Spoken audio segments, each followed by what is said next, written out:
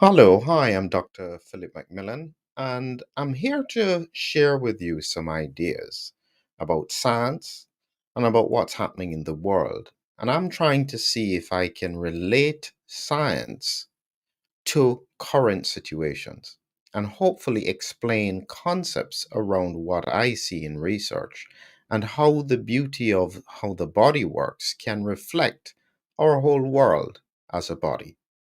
So, this is both an explanation of science and a reflection on the seriousness of the situation we have facing us between Israel and Palestine. My role is not to talk about that. I've just got here all of the news. Up to 700 Israelis dead. This is just about an hour ago. Could be up to 800. Israel is targeting the Gaza Strip. This is an extremely serious escalation that is relevant to every one of us across the world. So, how does this tie in to COVID 19? It's very important to understand that the COVID 19 cytokine storm, based on our research, is primarily about autoimmunity.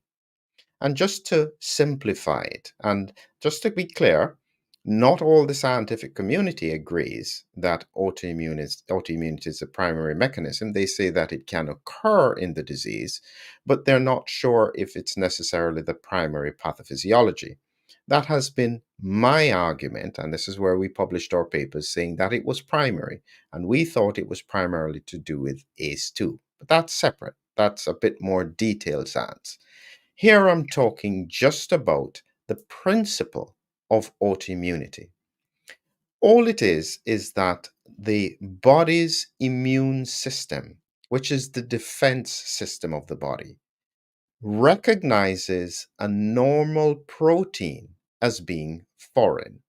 So it's kind of like what you could have here. This is a soldier. It's night. It's foggy. Is he a friend or a foe? So the soldier looking at that soldier is not sure if he's one of his own or if he's an enemy. If he then targets that soldier and that soldier is on his side, that could be considered equivalent to autoimmunity.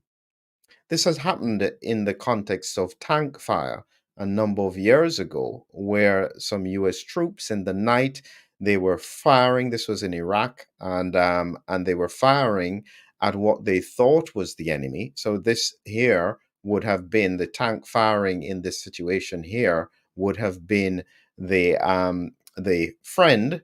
It was targeting another tank that they thought was the enemy, and it was simply because it was also being targeted and bombs were exploding around it. And they fired on these tanks, which were their own. That's, as simply as I can put it, the idea about autoimmunity. So, just to make it clear, it's just about the immune system in the body recognizing a normal protein as being foreign and attacking it. And that's very similar to what I think we're seeing in the context of Israel and Palestine, and actually in almost all conflicts between Ukraine and Russia in the past, in the world wars, because we don't recognize that we are all part of the same team, even though we may come from different backgrounds, even though we may have different beliefs. We are actually all on the same side, trying to make a better world. When we target each other, that in my mind is like autoimmunity.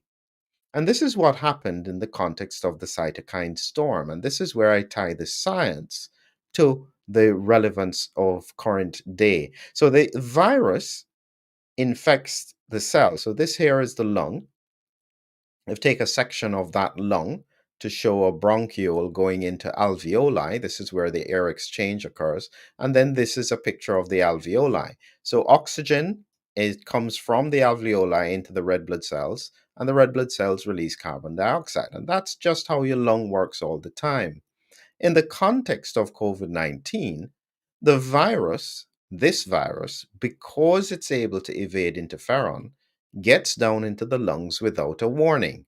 And so when it hits the lungs, in some people, it then causes a very strong immune response, which can then block blood vessels in the lungs, microthrombi, the person can't breathe. And if that cytokine storm continues to escalate, that could lead to the death of the whole body. And that's the principle that we all need to reflect on this day. That in reality, even though the incidents are happening not in your backyard, if this becomes like a cytokine storm, where the escalation of conflict continues, it could destroy the whole body, which means all of us. What do we need to do? We as a people must make sure that we push our leaders to try and dampen down that immune response from what has just happened. Because if we're not careful and this becomes like a cytokine storm in the context of severe COVID-19, if the lungs are destroyed, the whole body dies. If the heart is destroyed, the whole body dies. If the kidneys are destroyed, the whole body dies. We need to find solutions. And just as we should have found more solutions around the COVID-19 autoimmunity, if we had just been a little bit more open, we would probably have recognized that just good, adequate doses of steroids could have probably made the most difference to death across the world. Let us not make the same mistakes again with regards to the politics that is happening across the world. We need to find ways to dampen down the conflict before it becomes a cytokine storm that could destroy all of us. That is my reflection for today. I hope you found that information valuable. Have a great evening.